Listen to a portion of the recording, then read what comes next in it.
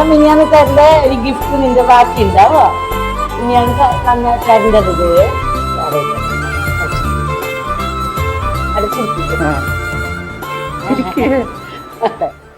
കാര്യങ്ങളെല്ലാം ഏകദേശം നേടിയെടുക്കാൻ സാധിച്ചിട്ടുണ്ട്. പിന്നെ ഇപ്പോൾ ഫസ്റ്റ് കൗൺസിലറായിട്ടാകുമ്പോൾ ഞങ്ങൾക്ക് ഫസ്റ്റിന് അറിയുന്നില്ലല്ലോ, നമുക്ക് പിന്നീടാണ് അറിയുന്നത്. ഓരോ കടലാസ് കൊടുത്തെങ്കിലും അത് അതിൻ്റെ ഓരോ ബെഞ്ചിലേക്ക് പോകുന്നത് നമ്മൾ ഫസ്റ്റ് വിചാരിച്ച ഒരു കടലാസ് കൊടുത്തെങ്കിൽ അത് അന്ന് നന്നായി എടുത്തിട്ട് ഞങ്ങൾ ആവശ്യപ്പെട്ട കാര്യങ്ങൾ നടത്തുന്നു. പക്ഷെ ഇതെങ്ങനെ പറഞ്ഞെങ്കിൽ ഒരു ബെഞ്ചിലേക്ക് പോയി പിന്നെ ഒരു ബെഞ്ചിലേക്ക് പോയി, അത് പിന്നെ കുറച്ച് കഴിയുമ്പോൾ ഞങ്ങൾക്ക് അറിയുന്നത്. അപ്പോൾ അങ്ങനെ പോയിട്ടാണ് ഞങ്ങൾക്ക് കുറച്ച് ഇപ്പൊ എല്ലാ വാർഡിലേക്കും അങ്ങനെ.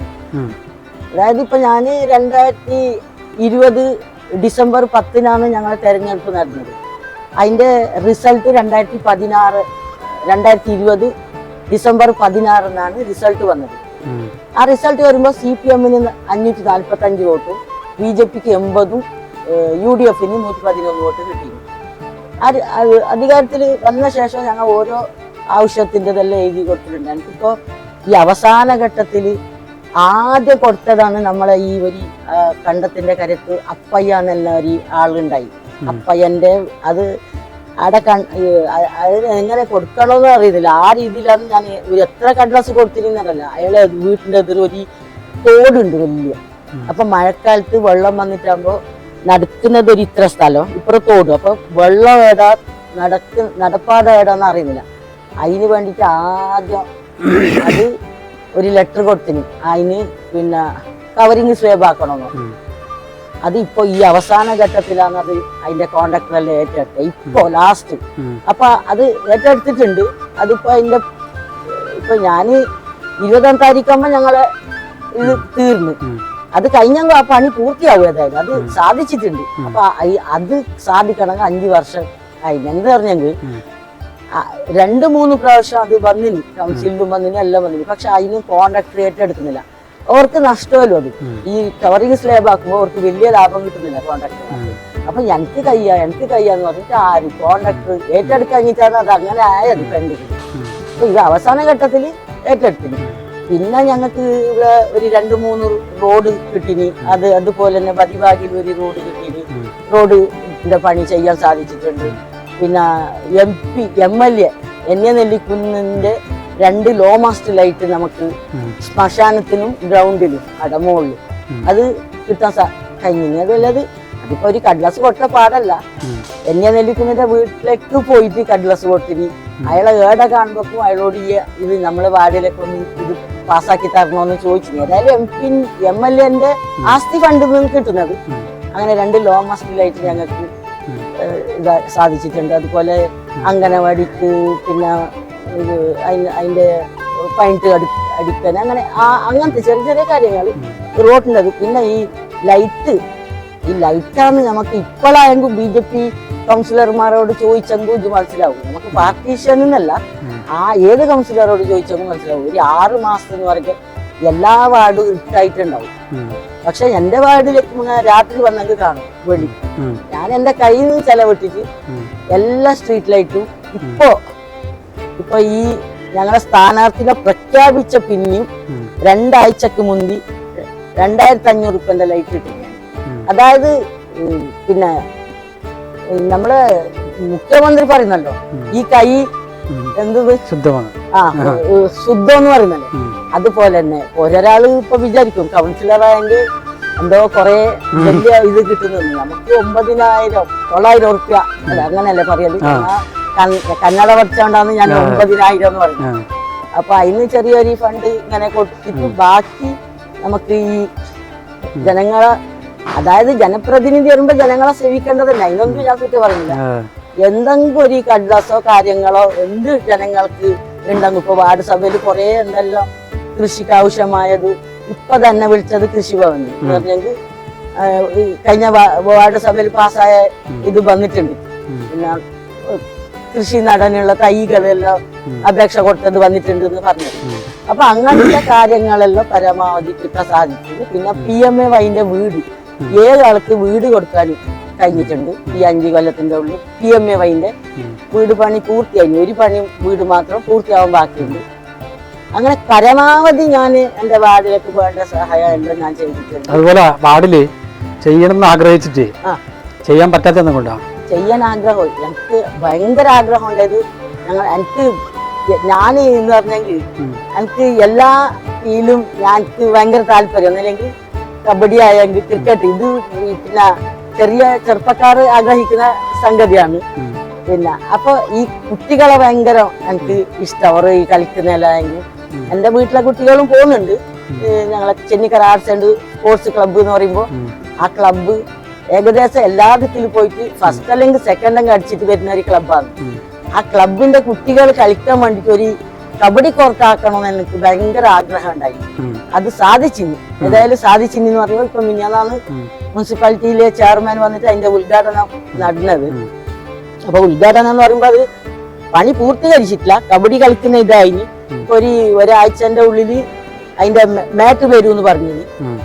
10 ലക്ഷം അതിന് പാസ്സായത്.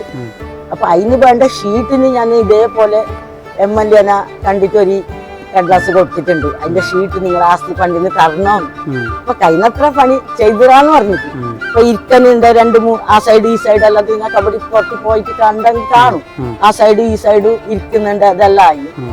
അപ്പൊ ബാക്കി പണി പിന്നെ ഞങ്ങൾ കൗൺസിലർ വരുമ്പോ അതിന്റെ ബാക്കി പണിയെടുക്കും. അതുപോലെ തന്നെ ഇലക്ഷൻ അതുപോലെ വേറെ എന്തെങ്കിലും ഉണ്ടോ? തന്നെ പിന്നെ ഈ ഞങ്ങൾക്ക് ചെന്നിക്കര ഈട മുനിസിപ്പാലിറ്റിന്റെ മറ്റേ ഗ്യാസിന്റെ ശ്മശാനമുണ്ട്. അപ്പൊ ആ ശ്മശാനം എന്ന് പറയുമ്പോ കൊല്ലം ശ്മശാനത്തിന് ഫണ്ട് നീക്കി വെക്കുന്നു എന്ന് പറയുമ്പോ ഇപ്പൊ ഒരു ബോഡി കത്തിക്കണം തന്നെ ആദ്യം 8 അണ്ട വെക്കണം. ഗ്യാസിന്റെ 8 ഒന്നിച്ചിട്ട് തീരുന്നല്ല. ഫസ്റ്റ് ഒന്ന് ഇതാക്കുമ്പോ 8 വെക്കുന്നു. പിന്നെ അതില് ഒരു 2-3 കോടി കത്തിട്ടാകുമ്പോ അത് തീരുന്നു തോന്നുന്നു. അപ്പൊ അതിനല്ല ഫണ്ട് വേണമല്ലോ. അപ്പൊ ആ ഫണ്ട് കൊല്ലം അതിന്റെ ഇപ്പൊ മസാനത്തിന്റെ ചുറ്റും പിന്നെ ടൈൽസ് ഇട്ടിട്ടുണ്ട്. വലിയ വര കെട്ടിയിട്ടുണ്ടായി. അത് മഴക്ക് വര ഇടിഞ്ഞിട്ട് പോയി. വര ഇടിഞ്ഞിട്ട് വീണിട്ടുണ്ട്. ഇപ്പൊ മാത്രം അത് പ്രവർത്തിക്കാതെ ഏകദേശം ഒരു 8-9 മാസം കഴിഞ്ഞു. അതിന്റെ പണി നേരാണെങ്കിൽ അത് എറണാകുളത്തുണ്ട്. എണ്ണോ ആള് പറഞ്ഞത് ഗ്യാസിന്റെ അതിനിപ്പോ 5 ലക്ഷം നീക്കി വെച്ചിട്ടുണ്ട് അതിന്റെ പണി പുരോഗമിക്കാൻ വേണ്ടിട്ട്. പിന്നെ ഇപ്പൊ മറ്റേ വിറക് കത്തിക്കുന്ന ശ്മശാനമുണ്ട്. അതും അങ്ങനെ അവിടെ ശൂന്യമായിട്ട് ഉണ്ടായി. ഇപ്പൊ അത് ആ ബോഡി കത്തിക്കുന്ന സൗകര്യം ആക്കിയിട്ട് വെച്ചിട്ടുണ്ട്. അതിനൊരു മാട് ഷീറ്റ് ഇടാനുണ്ട് ബാക്കി. അപ്പൊ അങ്ങനത്തെ എല്ലാ കാര്യങ്ങൾ ആയിട്ടില്ല. എന്നും ബാക്കിയുണ്ട് കുറച്ചൊക്കെ കാര്യങ്ങൾ എന്ന് പറഞ്ഞെങ്കിൽ ഹൈടെക് അംഗനവാടി ആക്കണമെന്ന് എന്നൊരു ആഗ്രഹം ഉണ്ടായി. എഴുതി കൊടുത്തിന്, പക്ഷെ സാധിച്ചിട്ടില്ല. നമുക്ക് സ്ഥലമുണ്ട് ഇടാം, അംഗനവാടി കെട്ടാൻ എന്റെ സ്ഥലമുണ്ട്. അപ്പൊ അതൊരു ആഗ്രഹമുണ്ട് എനിക്ക്. പിന്നെ എഴുതി കൊടുത്തത് കുറെ കാര്യങ്ങളുണ്ട്. കൈവരി വയസ്സന്മാർ താഴെ വിത്തോട്ട് പേരൊരു കൈവരി എഴുതി കൊടുത്തിന്. അത് ആയിട്ടില്ല. അപ്പൊ 5 കൊല്ലത്തിന്റെ ഉള്ളിൽ പരമാവധി നാട്ടിലേക്ക് വേണ്ട കുറെ പിന്നെ വയോമിത്ര ഡോക്ടർ വരുന്നു ഞങ്ങളെ മുനിസിപ്പാലിറ്റിയിൽ. ആ വരുമ്പോക്ക് ഓരോ കൂടെല്ലാം പോയിട്ട് വയസ്സന്മാരെല്ലാം ഒന്ന് കാണാനും മിണ്ടാനും എനിക്ക് സാധിച്ചിട്ടുണ്ട്. പിന്നെ അതുപോലെ തന്നെ പിന്നെ ഞങ്ങളെ ഈ അംഗൻവാടിന്റെ കുട്ടികൾക്ക് ഇപ്പോ പോഷകാഹാരമെല്ലാം നല്ല രീതിയിൽ ഞങ്ങളെ ഗവൺമെന്റ് കൊടുക്കുന്നുണ്ട്. അതെല്ലാം എല്ലായിടത്തും അതെ. ഇപ്പൊ ബാക്കി ചാനലുകളെ ചർച്ചയെല്ലാം കാണുന്നുണ്ടല്ലോ. കേരളത്തിലെ വിദ്യാലയങ്ങളായെങ്കിലും അംഗൻവാടി ആയെങ്കിലും നല്ല രീതിക്ക് മുമ്പോട്ട് പോകുന്നുണ്ട്. ഇതാണ് എനിക്ക് പറയാനുള്ളത്. അതുപോലെ നമ്മള് ഈ ജയിച്ചിട്ട് ആദ്യമായിട്ട് പിന്നെ നഗരസഭയിലേക്ക് പോകുന്ന സമയത്ത് പ്രതിപക്ഷത്ത് ആയിക്കോട്ടെ BJP, ഭരണപക്ഷത്ത് മുസ്ലിം ലീഗ്, ഒറ്റൊരാള് മാത്രം CPM-ന്റെ. ആ സമയത്ത് എന്താ തോന്നിയ മനസ്സിൽ പേടി ഉണ്ടായിരുന്നു? ഇല്ല, പേടി അങ്ങനെയില്ല. പേടി എന്തല്ലെങ്കിൽ എനിക്ക് പിന്നെ ഈ ദേഷ്യം വരല് കുറവ്.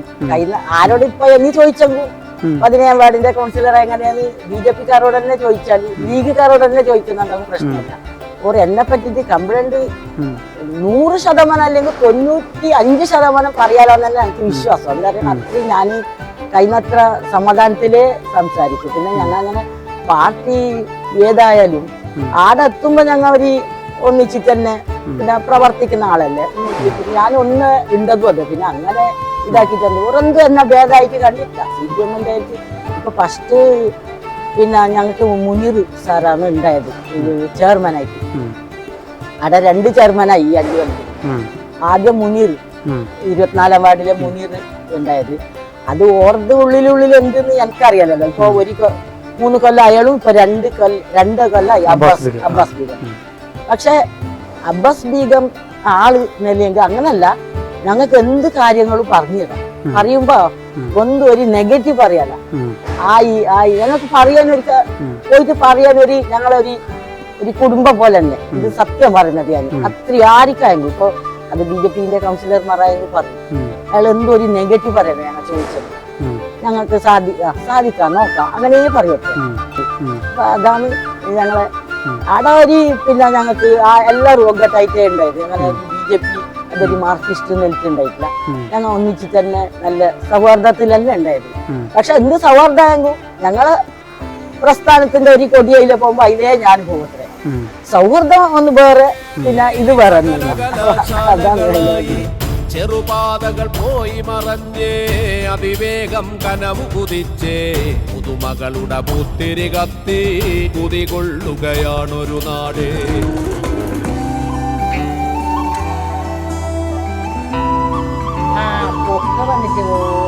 വന്നിട്ടുണ്ടായ അങ്ങനെ വരാത്തതാ.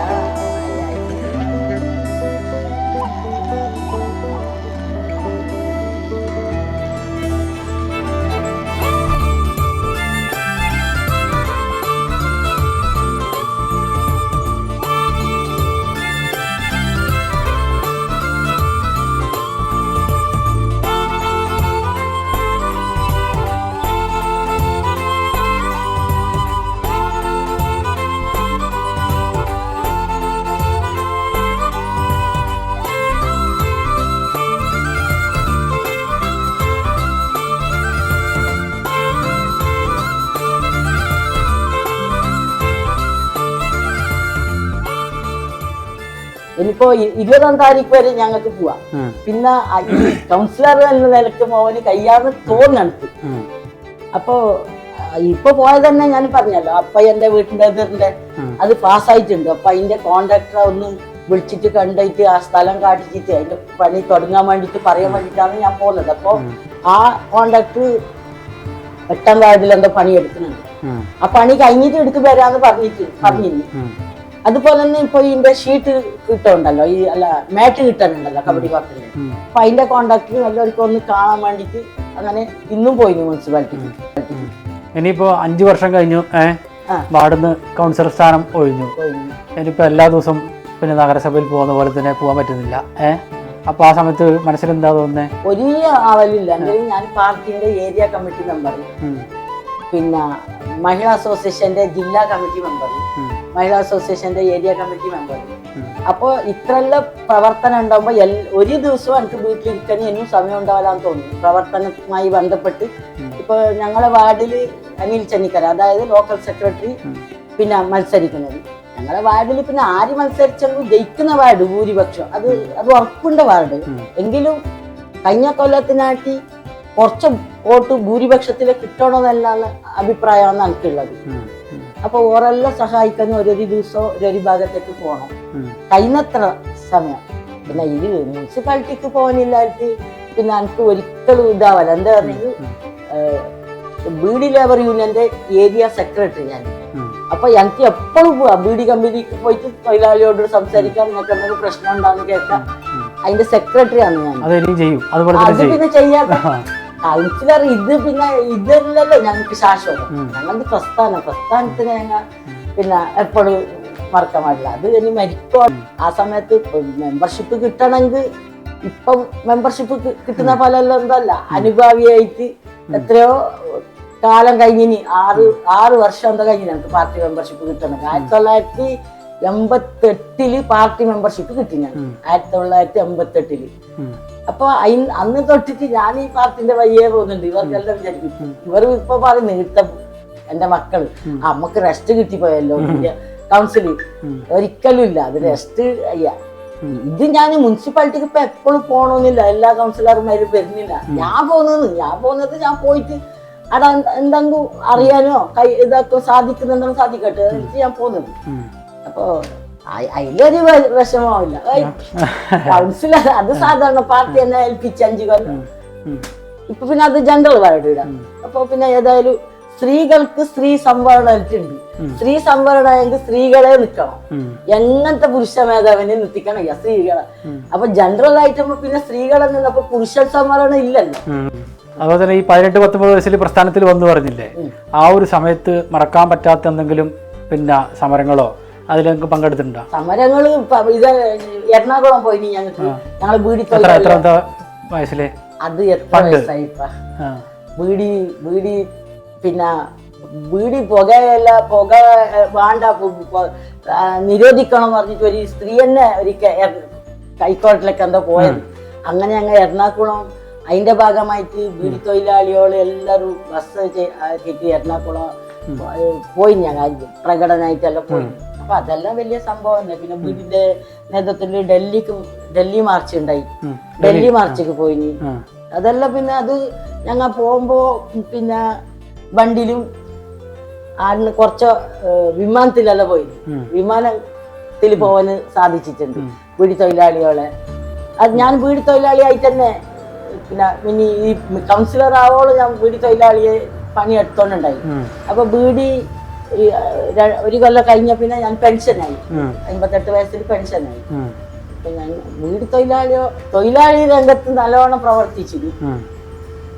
ഇപ്പൊ കൗൺസിലർ സ്ഥാനത്ത് നിന്ന് മാറിയാലും പ്രസ്ഥാനത്തിലും പിന്നെ ബാക്കിയുള്ള ആൾക്കാർക്കും പഴയതുപോലെ തന്നെ നിൽക്കും. ഓ ഇത് കൗൺസിലിന്റെ മാറിയ ഒരു ഇതേ ഇല്ല. അത് ഞങ്ങൾക്ക് പാർട്ടി തന്നുകൊണ്ട് ഞങ്ങൾ 5 കൊല്ലം കൗൺസിലറായി. ഇപ്പൊ എല്ലാവരും പ്രവർത്തിച്ച ആൾക്ക് എല്ലാവർക്കും ഇങ്ങനെ ഒരു ഇത് ഇല്ലല്ലോ, കിട്ടിയിട്ടില്ലല്ലോ. ഇപ്പൊ ഞങ്ങൾ ഈ പ്രസ്ഥാനത്തേക്ക് കൊണ്ടുവന്ന ആളെല്ലാം വയസ്സന്മാരുടെ കുറെ ആളുണ്ട്. അപ്പൊ അവരൊന്നും ഇപ്പോ കൗൺസിലറൊന്നും ആയിട്ടില്ല. ഞാൻ പറഞ്ഞത് അതൊരു വിഷമമില്ല, സന്തോഷം തന്നെ ഉണ്ട്. 5 കൊല്ലം കറക്റ്റ് ആയിട്ട് എനിക്ക് കൊണ്ടുപോകാൻ സാധിച്ചില്ലല്ലോ എന്നൊരു സന്തോഷം. ഞാൻ നോക്കടാ കൗശിക ടി വി നോക്കടാ, ഞാൻ ടി വിയിൽ വരുന്നു, വീട്ടിൽ കാണുന്നു നിനക്ക്.